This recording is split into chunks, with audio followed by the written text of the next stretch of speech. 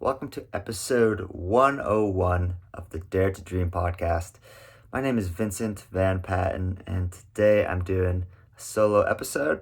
This is going to be an episode going through my Japan field notes, which for the last few months since I've been here, since I moved here, I've just been keeping track of everything, in my day-to-day life. I'm a writer, and when something interesting happens, something makes me feel something out in the world, I usually write it down. About 90% of the time, I will write it down. And that's a very accurate, just kidding, very random number. I have no idea. But usually, I will try to write the thing down because I know that if I don't use it now, I'll want to look back and probably use that at another time in a story or as some inspiration, or usually a story. Because many a time I look back and I'm like, dang, what was that just little thought that I had? And I wish I wrote it down.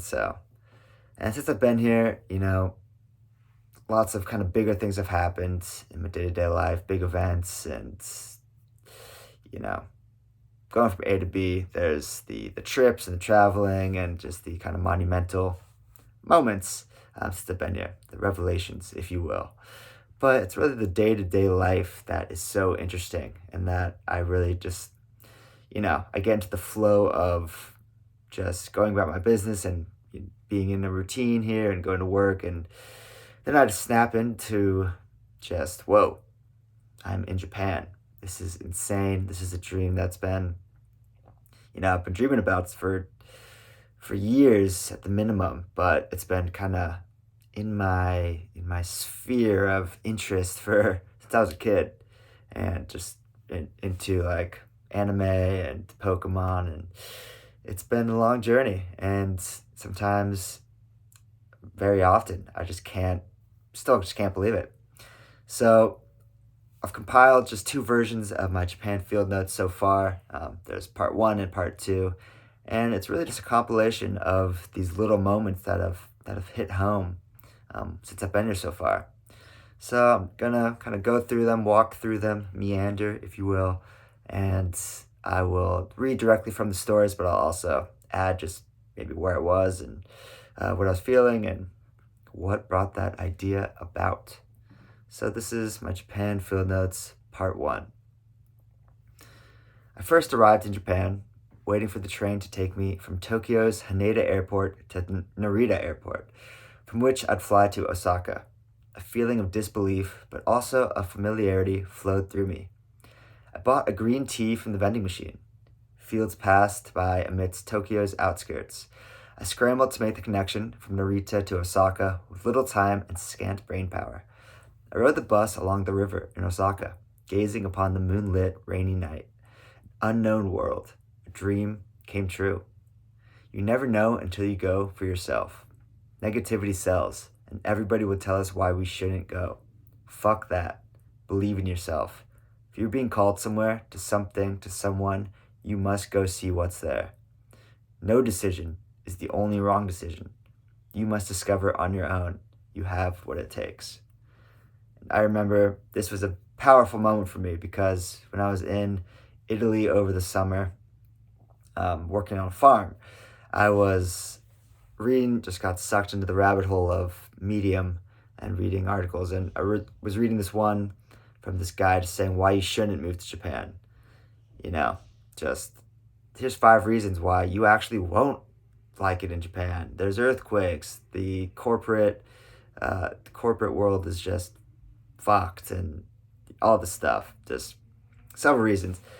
And that definitely threw me through a little loop. I remember FaceTime with Greg after, co-host Greg, and just being like, yeah, I just read this article and it really got to me a bit. And it's just so interesting how the internet has this effect. Like, we could read something, comment from somebody we have no idea who they are, where they're writing from, and what they're going through personally, yet what they say affects us so deeply. And it's just a wild thing. So the point of this is, you don't know how this thing is going to make you feel until you try this thing for yourself.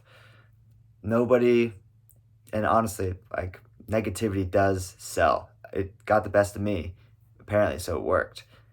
If it's going to be just another article of why you're going to love moving to Japan, or this is why like living in Japan is awesome, it'll kind of just be drowned out by the noise. But he kind of made a bigger splash by saying this is why you should not.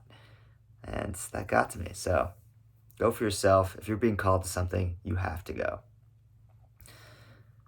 After my first couple of weeks in Japan, I joined a gym. I used to be afraid of breaking my routine. Routine grounds us, makes us comfortable, gives us a flight path. But sometimes it is important to stray. Your lifestyle follows you wherever you go. Don't worry that things will be different. You'll figure it out. If you're an athlete, you'll find a way to work out. If you're a creator, you'll find a way to create.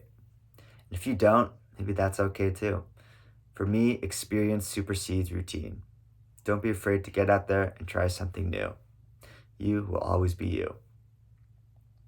This is another kind of important one that I used to be quite afraid of, maybe going on a trip or asking for time off or doing anything that really brought me out of what I was used to.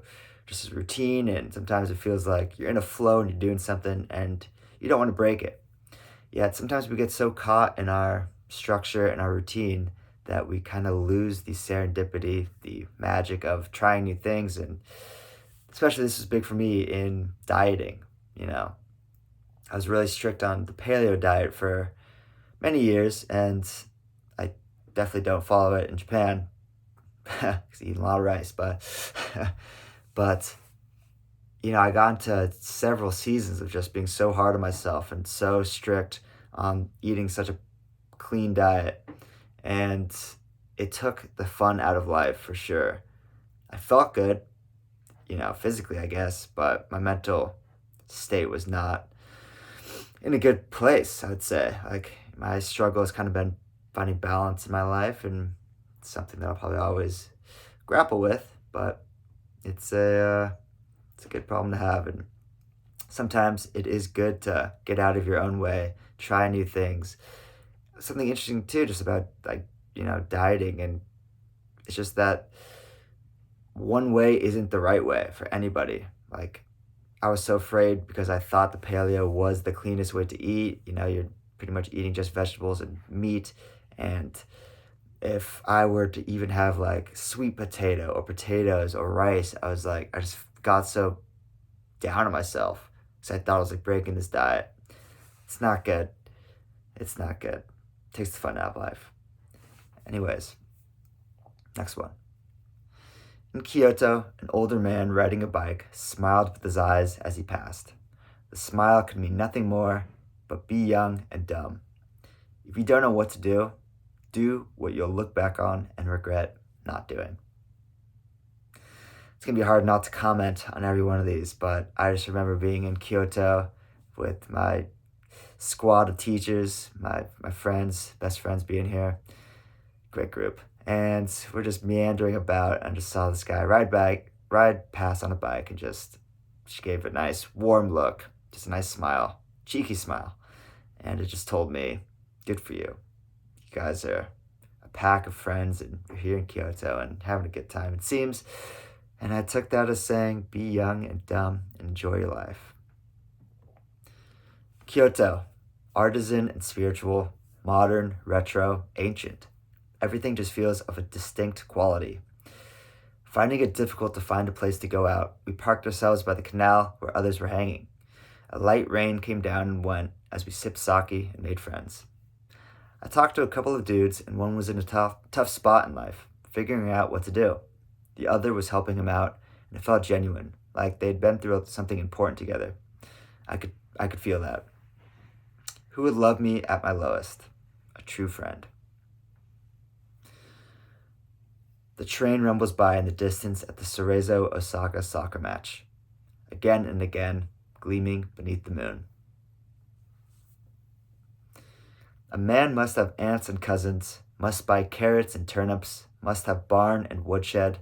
Since the 1800s, transcendentalist Ralph Waldo Emerson in the heart of Emerson's journals. He continues, must go to the market and to the blacksmith shop, must saunter and sleep and be inferior and silly. End quote. Curiosity, acceptance, A life of joy, love, improvement, novelty, silliness, foolishness, smiles. An ordinary life that's nothing but ordinary. The key to this entire experience. Life is for living. Everything I do should contribute to that. It's intimidating to go into a local shop and eat alone. But what other choice is there, especially when traveling? People will surprise you with their warmth. I found a sushi spot in Tennoji, simple and delicious. The sushi chefs had me cracking up with their "Irashamase" whenever somebody came in. Their voices undulated like mountains as their knives sliced and diced. Fantastic vibes. I left the restaurant with an "okini" in my wake. The chefs, the servers, all started to laugh.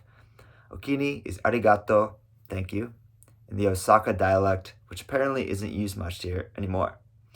I bought an apple next door from a grateful old couple and thought I'd continue riding the Okini train. They loved it. Okini is the key to hearts around here.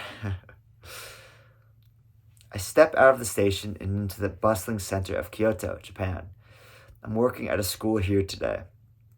For lunch, I wandered through Nishiki Market and have what I think are grilled mussels on a stick and the sweetest sweet potato I've ever had.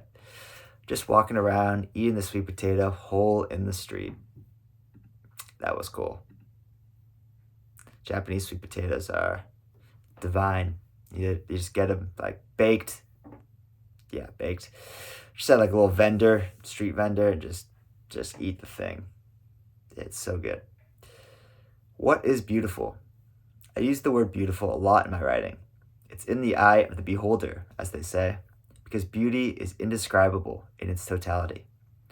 It's not the way you look or speak or run. It is these things. It could be, but it's not only these things. Beautiful is anything which makes you stop and think more deeply.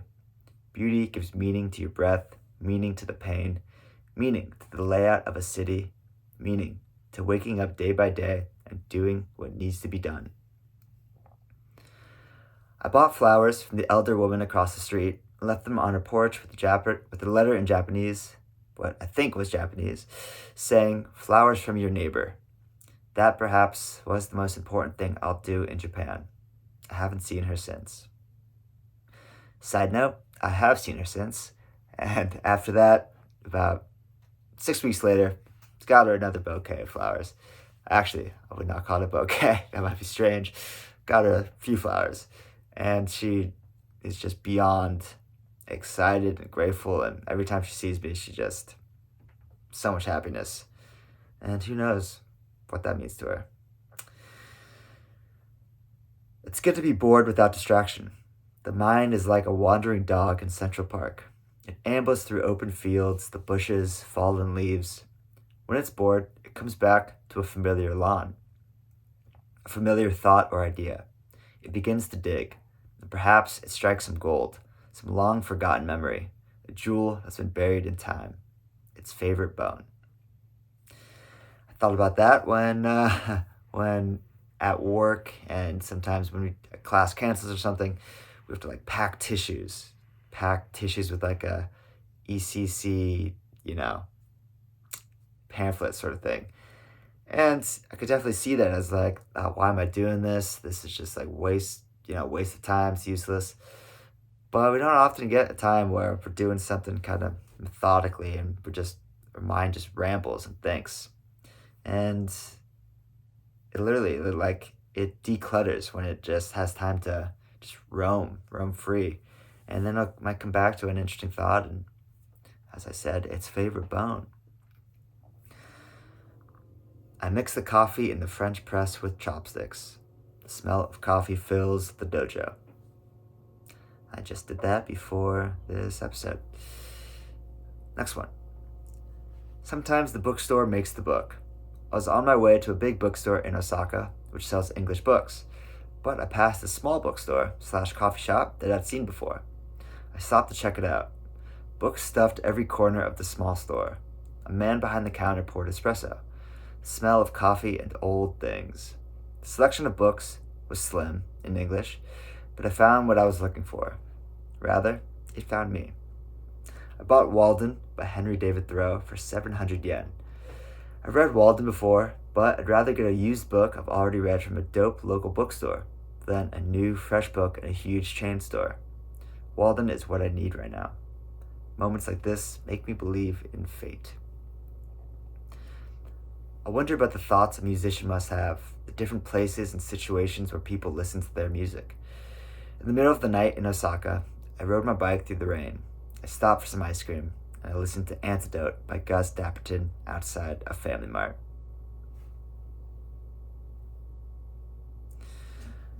Working out in foreign countries, not just passing through, havoc in my wake. I'm laying roots, doing me. The world is our home. Leave it better than you found it. That hit me when I was working out. And it was just this feeling of, wow, this is something I've been doing at home. This is like part of a routine that I'm finding here and falling into. And, I love traveling with friends, and you're just pretty much having a good time the entire time, and just, partying and exploring and traveling and eating the best food. And it's been so interesting here. Just those moments of, like, this is just life at this point. Like, this is me doing, working, or taking a day just to, like, write, or taking a day just to chill and just explore on my own. And like those. And that's pretty much the essence of the field notes. It's those in-between moments that just the beauty in the mundane, so to speak.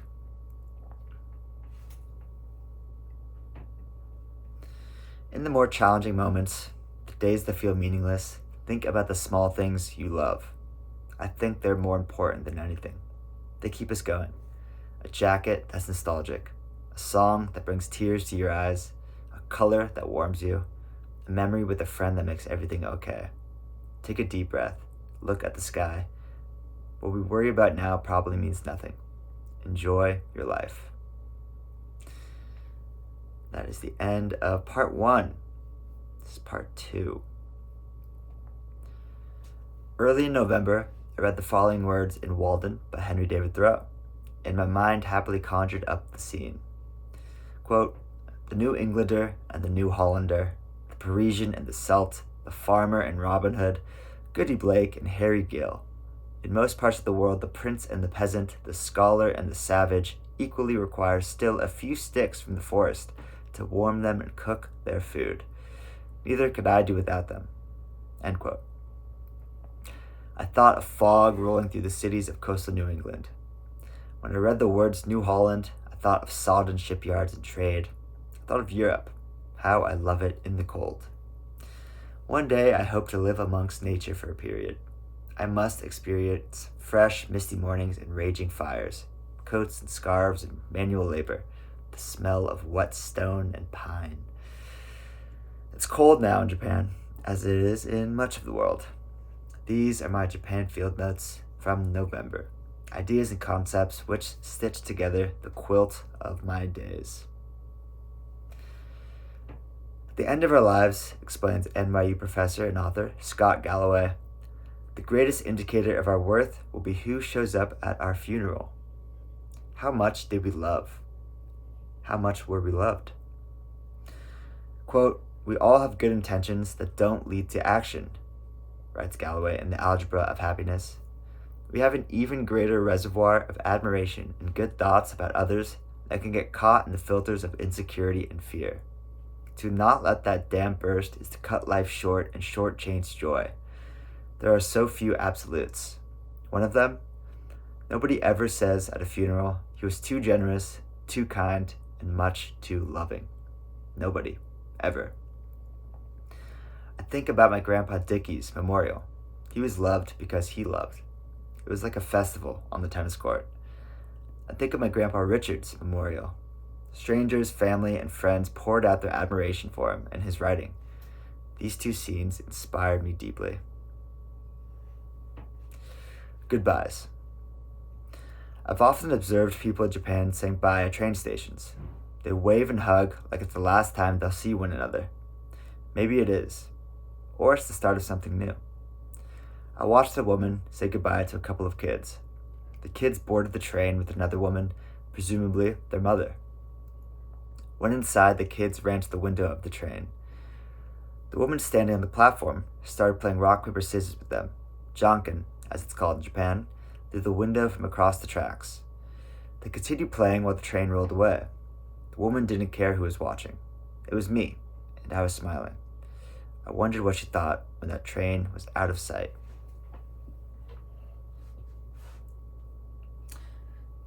Dabin Mushi. The day after Halloween, my buddy and I stumbled upon a tiny sushi bar with 6 seats. The night was dark and the shop was lit by a red paper lantern which swung in front. We ducked through the Norn and opened the sliding wooden door. We could barely step inside. You can't search for these sorts of places. They draw you in. The bar's interior and the seasoned chef within filled most of the space, probably 10 by 8 feet. There was a young couple beside us, seated beneath the TV playing Japanese baseball. The woman spoke a little English and asked if she could help my friend and me order. The other man asked us a few questions and told us about dobin mushi, an early autumn stew in a clay teapot filled with vegetables and fish and aromatic mushrooms. The sushi chef showed us how to drop 1 single drop of lime into the broth before sipping. That man left, and another man came in and took his seat. He was clean cut, wearing a suit and on his phone. My first thought was a guy like this probably couldn't care less for foreigners. He then offered us some of his beer. First impressions. I felt like an idiot for assuming the worst. This was great. So, a little side note here. Yeah, it was me and my buddy, Patrick. Shout out to my boy. And we were searching for a good place for dinner and just found one of these hole-in-the-wall little spots, sushi spot, dark, cold night. And we opened the window or the sliding door, and you open the door and you're just immediately confronted with the chairs at this bar. And the man behind the bar is just this old sushi chef. It looks like his, the kitchen of his house. There's a fridge that looks like it's straight out of Jurassic Park, like things growing on it and stuff. But for some reason, that didn't make a difference. Still want to eat there. There's a awesome just like calendar for October that looked like it was from like the 1800s. It was so old. Just a rack of bowls and beautiful Osaka glasses and stuff lined the walls. It was amazing. And just one guy at the end of the bar sipping this little concoction in a clay teapot, and the younger couple, the young woman was like helping us order, and then the other guy sipping from the teapot couldn't speak much English, but he asked somehow like if we knew what this was, and he helped us order it, dobin mushi. And I read that it's this thing that you could only get at restaurants in Japan, and it's served at the beginning of autumn, and it was delicious. And the sushi chef just told us to pour 1 single drop of lime into the little concoction, and you sip it. It kind of chopstick out the innards, the vegetables and fish. And then that guy left, and this guy came in. He's like on his phone, just has a strong scent of cologne, slicked hair, and just typical businessman. And nothing wrong with the guy whatsoever, but just like he probably at least doesn't care about like foreigners. He probably wishes we weren't here. Then he's sipping his beer, and he just like looks at us and like, "You want some?" Like in Japanese, just offers us, just pour us straight from his bottle, like a glass of beer each. And that was just a beautiful experience. Every person at the bar helped us in some way, or at least offered. And that's just kind of how it is in Osaka. A sacrifice worth making. Once you know the type of life that might make you happy, nothing less will do. I want freedom. It may not happen when I want, and that's what work is. Sacrificing now for a better future. But all we have is now. The best option is to find a sacrifice we can enjoy. Life blossoms that way because you're doing something challenging and worthwhile that makes you go deeper into this experience. Yellow hats.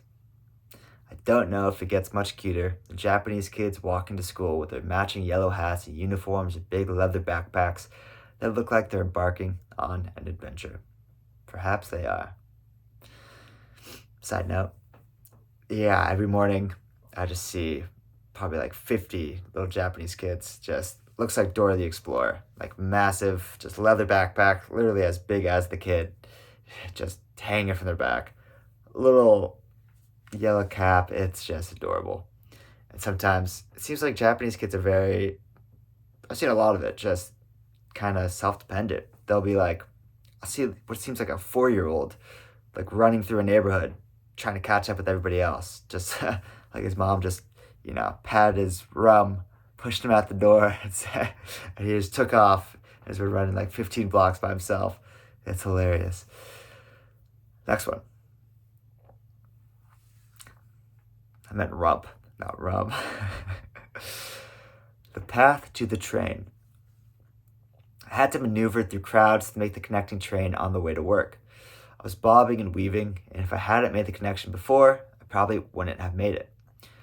The conductor leaned out of the train as I rushed up to him on the platform. Kore Shinsanda? I asked. He smiled. I think I asked something like, is this the right train? Height, he said. I made it and contemplated the paths of people rushing to make trains, how they intersect and weave throughout the labyrinthian underbelly of the city. Udon in the 1600s. Between my shift, I came across a stand-up udon shop in Ibaraki. Cheerful music played in the marketplace. I stood beside a rugged-looking gentleman and an elderly woman. We stood and slurped the udon noodles with tempura on top, called ibiten udon. I also had a handmade onigiri, a rice ball with seaweed in the center. I felt like a traveler in the 1600s in an active merchant's town, surrounded by the melody of slurping and the repeated "Hi, dozo" from behind the bar. It was around $3 for the meal. On Pokemon. Japan makes you feel like a kid again. It's a culture where nobody's too old to watch cartoons, play video games, or dye their hair. I went to the Pokemon Center in Osaka and stood in line with my plush Gengar behind a man in a business suit, teenage girls, and everything in between. I bought the small Gengar and a sticker of Mew. Gengar is a purple, ghostly Pokemon, and Mew is a peaceful and incredibly powerful celestial creature. I thought about the type of Pokemon trainer I'd be. I gravitate towards the otherworldly creatures, the spiritual, the mythic, the strange. Pokemon means a lot to me. I treasure memories of playing the first few games on my Game Boy as a kid. That feeling of being so enthralled by another world that nothing else was as important as what was happening in the game. I reflect on the first episode of Pokemon with its hand-drawn animations and the first appearance of Pikachu and Ash, the companions embarking on their hero's journey.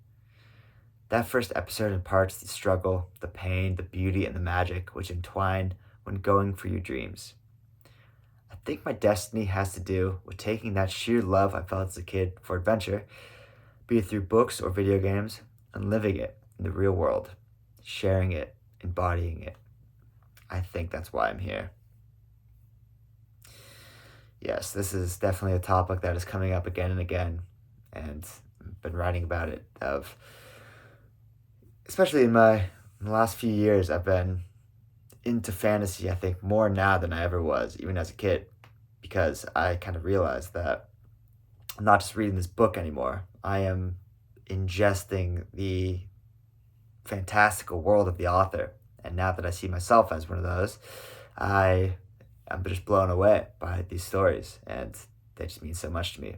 And now that I see Pokemon as that, as not just, something for kids, but as a way of life, of creating a fantasy and story of adventure, and to actually inspire kids to live this sort of life and inspire adults as well. It just means something different to me. But, as much as I try, I can't play video games anymore. I just don't care for the stories or just for the game as I used to. But I still like to look back on how just completely obsessed I was as a kid.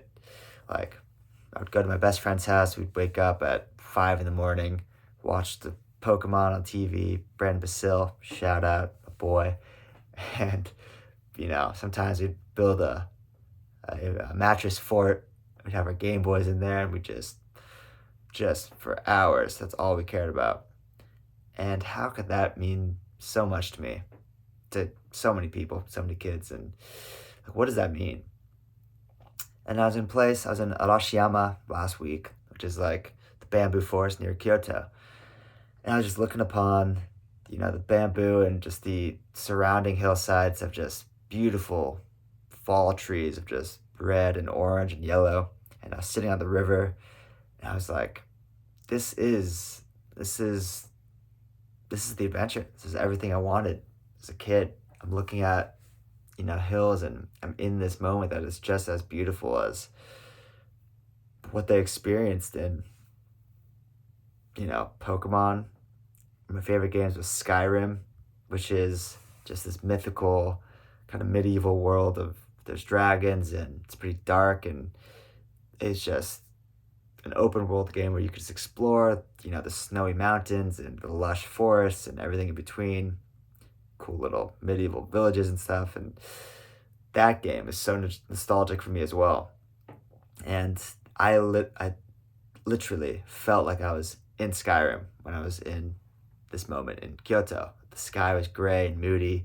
The trees were all just beautiful and colorful. I was on the river, and it just blew me away. Like, my destiny has to do something with,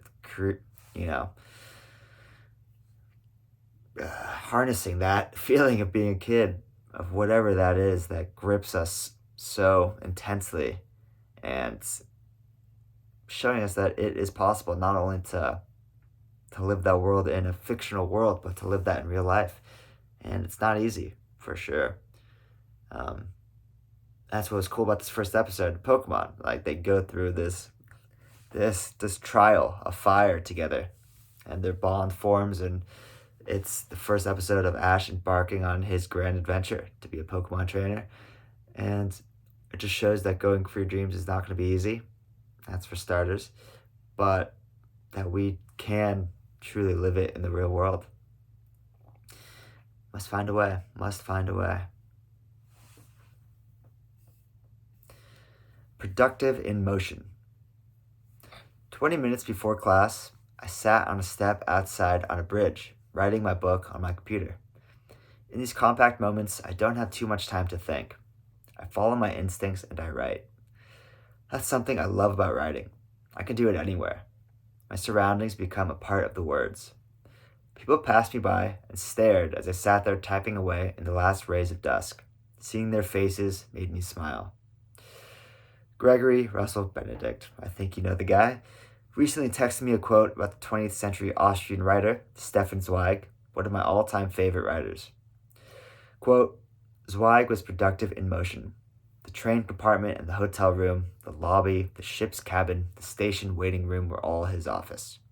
Now I know why you love Zweig, said Greg. I mean, that's just a testament to the call to adventure. Zweig, in the early 20th century, was this guy who lived this incredible, fascinating life and was driven from his home country in World War II because of the Nazi threat, and he was Jewish and had to flee to Brazil, where he ultimately committed suicide. And sad story, but one of my all-time favorite writers. Next one. A Japanese garden. In the Japanese garden in Tennoji Park, an elderly Japanese man with a camera stopped me and pointed out some features of the garden. I couldn't quite understand, but I could tell that the way the rocks were formed and the layout of the landscape sincerely excited him. As I sat in a wooden hut scribbling something, he returned from the ticket booth with a brochure that he'd gotten for me to explain further. The man showed me his residence card, expressing that he was over 65 and could enter for free. I love seeing older people with cameras, just as enamored by the world as I am. Essence in the details. I find the essence of Japan radiating from the details. The sound of the rain, each drop like a grain of sand in an hourglass, endlessly falling, reminding me to savor each drop instead of waiting for the sand to run out. In the night, I looked out the window of the train and watched as the light danced atop the river. In our challenges, we discover who we are. The other night, riding my bike through the neighborhood, I thought I'll only foster thoughts as beautiful as the moon in the sky.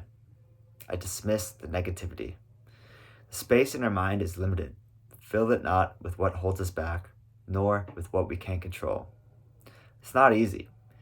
Yet, isn't it interesting about life that difficulties can make us better, stronger, and grateful simply for what is? In our challenges, we discover who we are. One day, in retrospect, said Sigmund Freud, the years of struggle will strike you as the most beautiful. Befriended by the rolling clouds. How much can I truly enjoy every day without waiting for the future to come? The rainy day and the feeling of the storm, that subtle warmth and moisture in the air, the clouds drifting, rolling in the sky, beautiful and full, the hills in the distance, befriended by the rolling clouds. Regret. As I got home, I saw a neighbor from my apartment building with his girlfriend carrying clear umbrellas, shadows in the cold street on a cold night. They had officially moved out. We never got the chance to hang out, but he was the first person I met in the building. Where are you moving? I asked. Taiwan, he said. Enjoy Japan, man. That's it. I'm one of them, a traveler. I never want to regret not taking my chance. Will you? And that is it for the Japan Field Notes, Part 1 and Part 2. Thank you for joining me. This has been a lot of fun getting back into these stories, and there will be many more. I think I'm going to do one of these every month because I'm taking a lot of notes. So stay tuned. Much love, y'all.